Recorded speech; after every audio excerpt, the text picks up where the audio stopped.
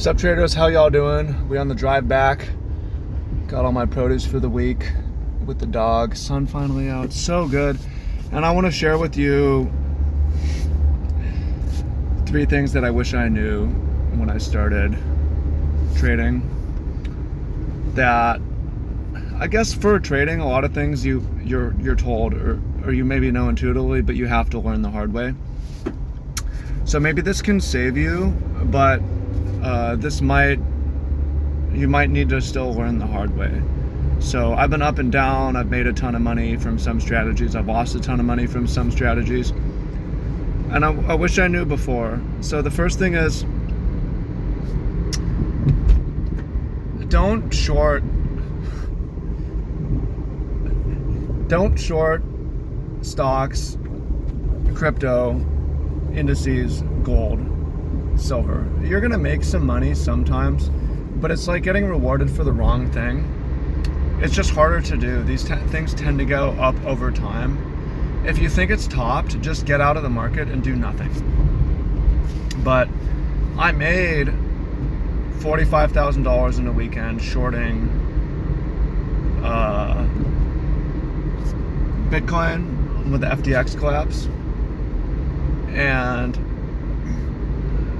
probably one of the worst things that happened in my trading career, because I was conditioned to short after that. And so I was on the short side a lot in 2023 when it went from 17 to 50,000, even though I knew intuitively it should go up, but I had been conditioned because of that successful short trade and a couple others. But yeah, it's not worth it. It's better to just either be long or be flat when it comes to investment assets. That's the first thing.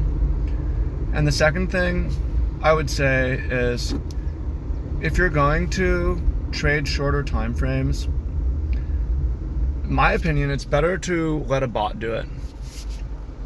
And if you cannot code, you can partner with people who can code. But it's so hard. You can make money trading high frequency, trading lower time frames, but it's not for a person, because as a person you make too many errors, and also it just takes too much time. It sucks up your life. It causes you to be more stressed, more high anxiety, and just takes so much time out of your life. I'm not a fan. Again, if you want to trade lower time frames, you can, but I think you want an algo with a bot that has a lot of history of working, and you let it go, and that actually can work, but no reason to do it. The third thing is that I wish I had known was that prop firms really were too good to be true. I kind of knew it intuitively. Before I even signed up, I knew that the business model probably wanted you to fail, but I ended up losing a lot of time and a lot of money.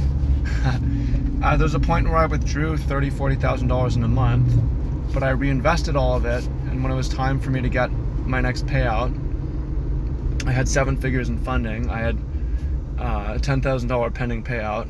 They all collapsed and they all scammed me. And it wasn't just one that scammed me. My strategy was, in case one scams me, the other won't. So I was with all the prop firms. None of them paid out in the end. I mean, in theory, FTMO did, but I wasn't with FTMO at that point because of American.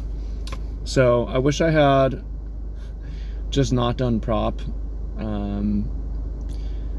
Wasted a lot of time and money because of prop. So this is what I wish I knew when I started. The first one is, well, I'm going to add a fourth one. The first one is to don't trade the short side of investment assets.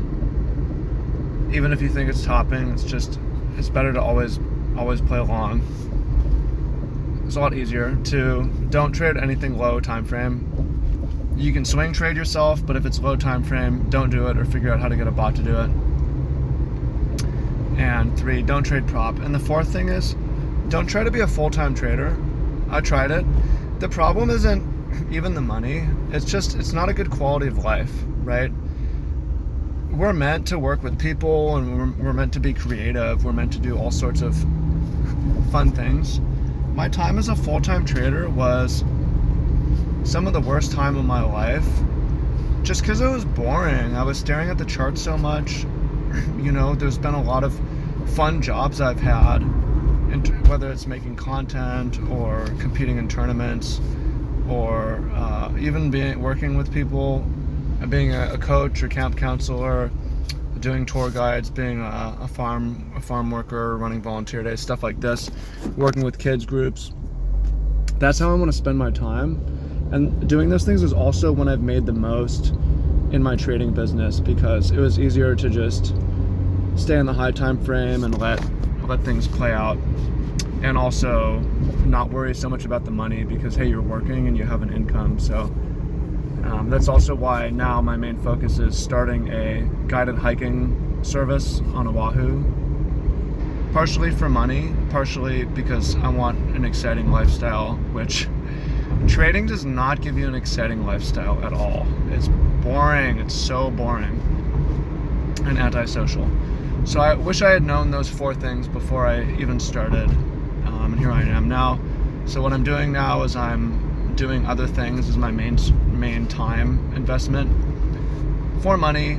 I am not shorting anything. I'm working on high time frame strategies, buying dips and holding Bitcoin, indices, gold, staying out of the market when I think it's topped. Have some algorithms running lower time frame forex strategies, and not trading prop.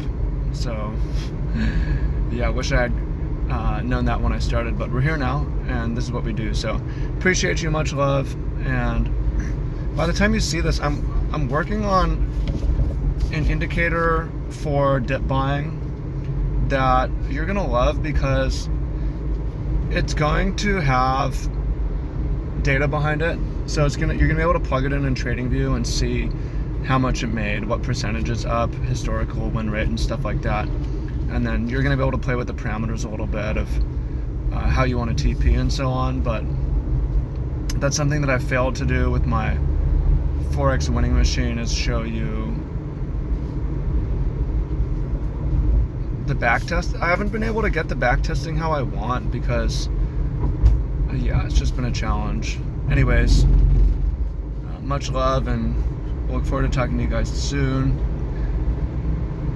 Peace, and I hope I saved you some time. Let's get it.